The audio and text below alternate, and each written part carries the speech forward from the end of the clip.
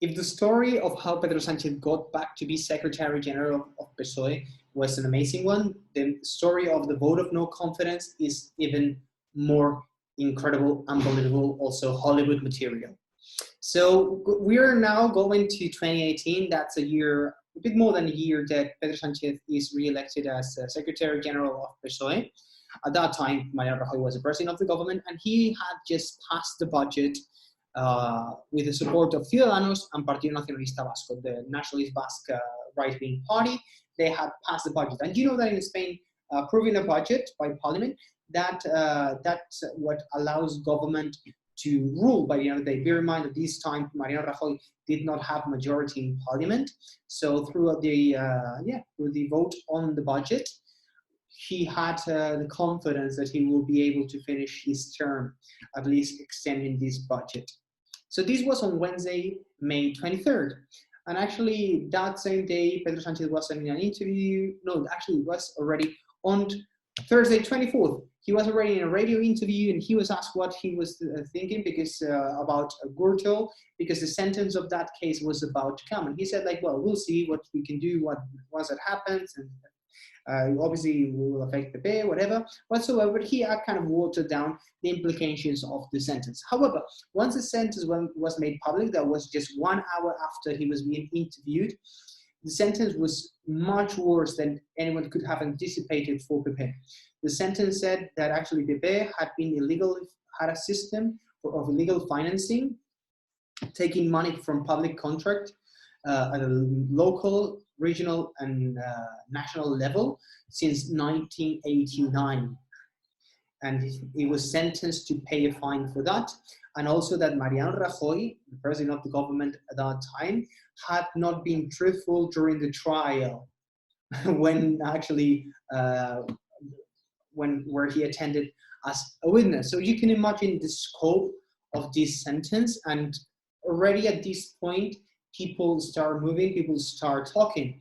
And just one day after that, Friday 25th, Pedro Sánchez presents, even though he's not a member of parliament anymore because he had resigned at the same time he had resigned as Secretary General of PSOE, the Socialist Group presents a motion of no confidence in parliament to try to make Mariano Rajoy fall. Let me explain you a little bit what a motion of no confidence is in Spain. A motion of no confidence is a vote that the parliament can take to replace one president for another. So that means that actually when you propose a motion of no confidence, you can not only making the president fall, but you're also proposing an alternative candidate.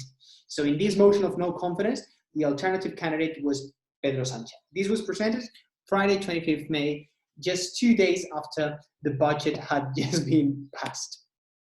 So that weekend, 26th and 27th of May, conversations start happening. From minute one, Podemos says that they're going to support Pedro Sánchez. Other parties are uncertain. The narrative at this point is that the motion is going to fall. That is just going to be a tool for Pedro Sánchez to regain the leadership of the opposition at this time, because Ciudadanos was challenging it. Ciudadanos does not agree with PSOE, propose something different, propose another motion of no confidence with an alternative candidate to call snap elections. And conversations happened throughout the weekend without gathering much support yet. However, the person you see there, I mean, we'll see how he plays Pablo Iglesias, because he will get involved as an important actor as well.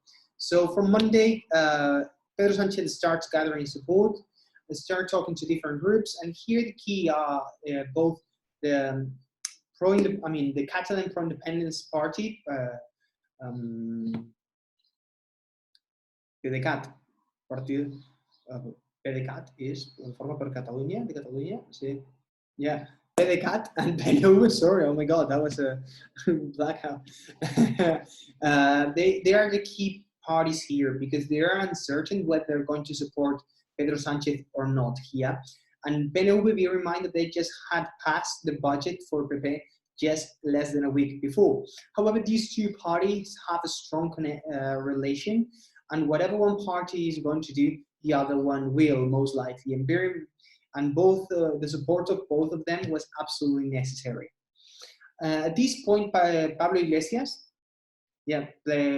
plays a kind of a trick here, because he decides and he announced publicly that he had agreed with Ciudadanos that if the vote of no confidence of Pedro Sánchez does not succeed, then they will present a new one with Ciudadanos with an alternative candidate to just call the snap elections as soon as possible.